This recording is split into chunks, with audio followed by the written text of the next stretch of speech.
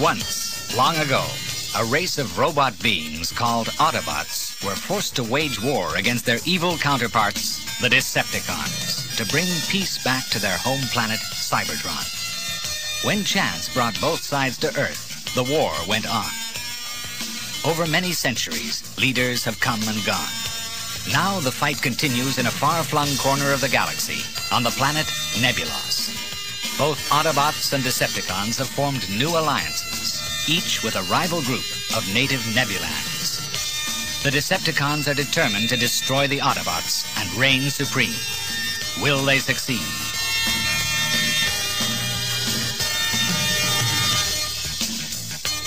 The Transformers. Decepticons at the pole.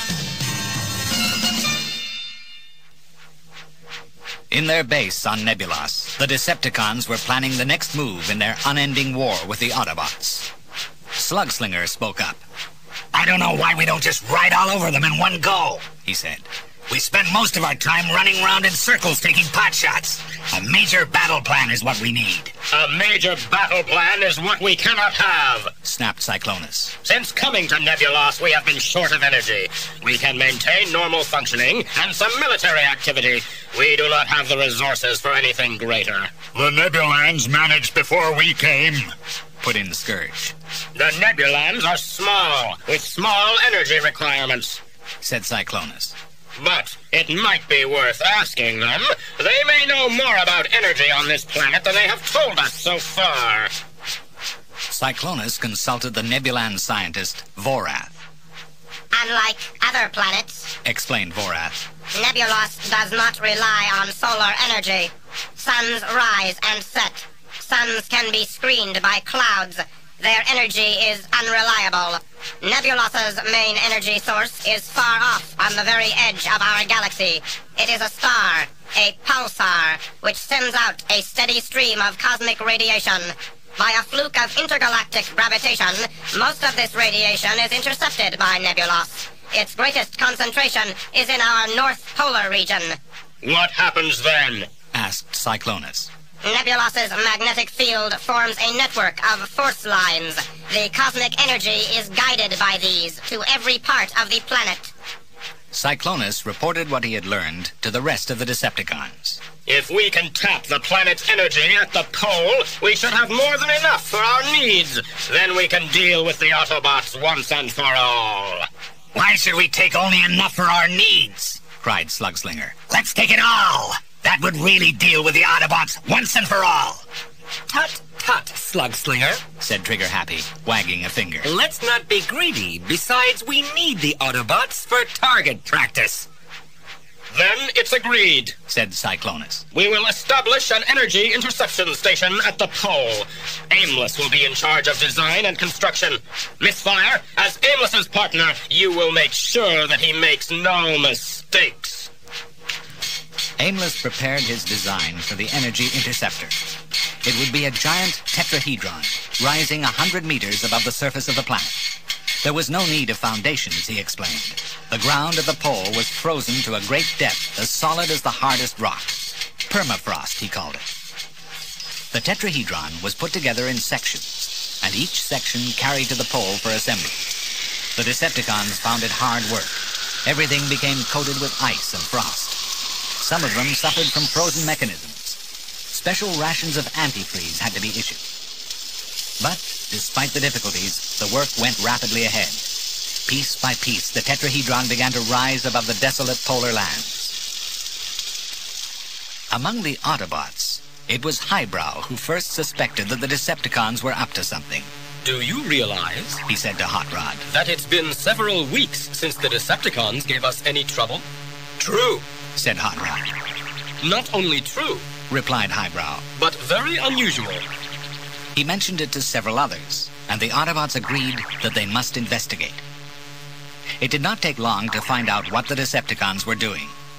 Brainstorm flew a high-altitude spy mission, sending back video images of the Decepticon construction force at work. The tetrahedron was close to completion. Hot Rod asked his Nebulan companion, Sparks, what it might mean.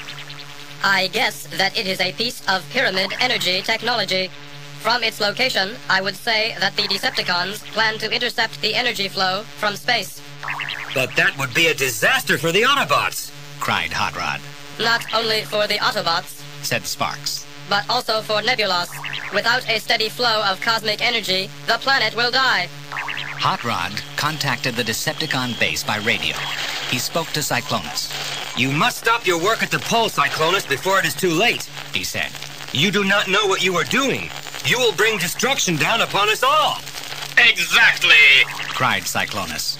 Every one of you miserable Autobots will regret that you ever set foot on Nebulos. Without energy, you will be helpless. But do not worry. We Decepticons are not completely heartless. We will spare you enough energy to keep you functioning. Just. You have a use as slaves or spare parts. You don't understand, cried Hot Rod. It is the planet itself you are about to destroy and the Decepticons with it. Do not try to frighten us off with your wild tales, Autobot, cried Cyclonus. In a few days, the tetrahedron will be complete. Then you will come begging for energy. You will be at the mercy of the Decepticons. 3 days later, the Decepticon tetrahedron was complete. It rose against the polar sky like a strange mountain. The gleaming network of metal rods which formed the tetrahedron sparkled in the sharp, frosty light. Cyclonus and the Decepticons looked up at it with pride. Aimless was more than proud. He was astonished that something of his had been completed without mistakes and showed no sign of falling down.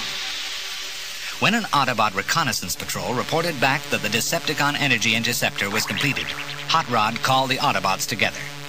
We have no other choice, he said. The tetrahedron must be destroyed. Plans were made, and a sabotage task force led by Brainstorm stood in wait. When the right moment came, they would attack and destroy the Decepticon installation before they themselves and the planet Nebulos were destroyed. Then word came from the Autobot scouts. The Decepticons had returned to their base, leaving only a small force to guard the tetrahedron. Under cover of darkness, Brainstorm led his task force on their mission to destroy the Decepticon tetrahedron. It came in view in the starlight long before they reached it. It's enormous, said Crosshairs. Are we expected to destroy that? The Nebulan Spark spoke up. Every structure has a weak point. Destroy that, and you destroy everything. If you Autobots can keep the Decepticon guard occupied, we guarantee to turn that thing into a heap of scrap. Then he signaled to the other Nebulans who made up the demolition party and crept into the darkness towards the tetrahedron. Brainstorm waited several minutes. Then he gave the order.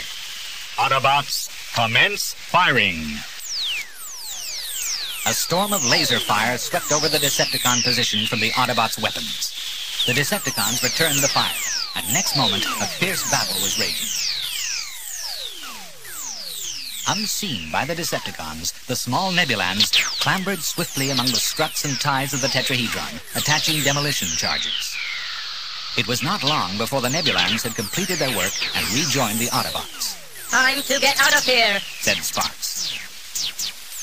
The Autobots fired one final blast, then withdrew quickly into the dark. The Decepticons also stopped firing. The danger was past, they thought. The Autobots had failed. The tetrahedron was safe. Suddenly, from above their heads, there came the sharp crack of an explosion. Then another, and another. Bright flashes flickered among the rods at one corner of the giant structure as the Nebulan's charges detonated. Nothing more happened for several seconds. Then one of the Decepticons cried, "Look out! It's falling!" The explosions had destroyed one of the corner bases. Against the stars, the tetrahedron was leaning over, moving faster every second. With a crash and screech of rending metal, the Decepticon energy interceptor crumpled to the ground.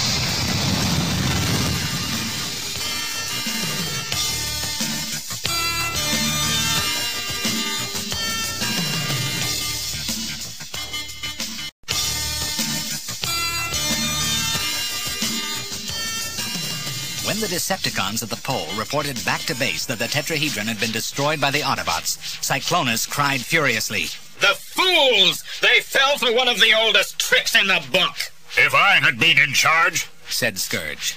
Not an Autobot would have survived, and there would not be a scratch on the energy interceptor. We will start again, said Cyclonus. You, Aimless, will come up with a design that is not so easily destroyed. Scourge, you will be responsible for its protection. I have an idea which will guarantee that, said Scourge. Instead of a guard of miserable idiots, I suggest that the entire Decepticon force be used. Move everyone to the pole, said Cyclonus. Activate Scorponok, said Scourge. Move the whole base to the pole. The Decepticon base on Nebulos was a mighty fortress. It bristled with weapons and was believed to be impregnable. It was also mobile. Transformed to an evil, scorpion-like monster called Scorponok, it could move itself to wherever the Decepticons wished. Aimless soon produced a new plan for an energy interceptor. He claimed that it was an improvement on the tetrahedron. All preparations were made. Cyclonus gave the orders, and Scorponok's transforming mechanism was activated. Towers, ramps, and launch pads retracted. Hydraulic claws and hydraulic legs unfolded. The Nebulan pilot took his place, and on Cyclonus' signal, the great machine started on its way across the surface of the planet towards the pole. The Decepticons wasted no time in clearing the wreckage of the tetrahedron. They salvaged what they could, then set to work to build a new energy interceptor. It took the form of 3 low domes set in a triangle. The domes were connected by armored conduit. The conduit led to a battery of high-pressure energy reservoirs. Close to the reservoirs, Scorponok came to rest. The huge legs and claws retracted as it settled on the permafrost. The towers and ramps slid into position, and laser cannons stood ready to cover all the approaches to the installation. Scourge carried out an inspection. Let them try again if they dare. We are more than ready for them, he said. The energy interceptor began operating. The reservoirs became charged. It was working just as Aimless had planned. Very soon, no energy at all would reach the rest of the planet. Disaster was close for all its inhabitants. All the Decepticon activity at the pole was known to the Autobots. High-altitude spy flights by Brainstorm had revealed that the new energy interceptor was completed. They also showed Scorponok in position to defend the installation. Cup said, We have no choice. The only way to destroy that thing is with a frontal attack. Even if every Autobot took part, said Hot Rod, we'd be completely outgunned. We wouldn't even get within sight of the target. Perhaps we could create some sort of diversion. If we could lure some of the Decepticons away, we might just have a chance of reaching the complex. Brainstorm had listened quietly. Now he spoke. I have studied the reports of the Decepticon complex. With the help of my Nebulan partner, Arcana, I have learned much about the North Pole of planet Nebulos, and I can work out a plan that cannot fail. Cup and Hot Rod may mount their armed attack, but the planet itself can play the main part in destroying the Decepticon energy interceptor. Brainstorm was very mysterious about his plan. He and Arcana spent much time making complicated calculations. The other Autobots heard occasional words as they worked. Specific heat capacity, water table, cohesive shear strength, and much more. Next, Brainstorm asked Sureshot, Blurr, and Cup to attend a special briefing. They came from the briefing grinning broadly. Now they understood what Brainstorm and Arcana were up to. Brainstorm next took Hot Rod aside. After that, Hot Rod began to draw up his battle plan. Word had passed among the Autobots of Brainstorm's plan for wrecking the Decepticon complex. They were eager to put it into action, except perhaps Hardhead. He would prefer to charge in, guns blazing. He had no time for all this clever stuff. Now the Autobots were ready. They left their base in small parties, and each party made its way separately to the pole. Under cover of darkness, they assembled to receive final orders. Then, keeping under cover, they took up positions with a clear view of Scorponok. Following Brainstorm's instructions, Sureshot, Blurr, and Cup moved to positions overlooking the domes. Each was armed with his thermal laser weapon. All was ready. As day broke over the frozen polar waste, Hot Rod sent a radio message to the Decepticons. The entire Decepticon force is in great danger, he said. You have made a trap for yourselves. Pull out now while there is still time. At his command post inside Scorponok, Cyclonus heard Hot Rod's message. The poor fools! He cried. Who do they think they are threatening? Trap indeed! Let them do their worst! We are ready for them! Outside, among the frost-covered rocks and gullies, the Autobots waited for a reply to Hot Rod's message. None came. Hot Rod turned and raised his arm. Autobots, commence firing! He ordered. As the Autobots opened fire, Scorponok's defenses swung into action. Cannon and missile projectors poured a steady barrage towards the Autobots. But Hot Rod had chosen their positions with care. The Decepticon shots either fell short or passed harmlessly overhead. Scourge directed operations in Scorponok. Destroy them! He shouted. Once and for all, rid Nebulos of all Autobots!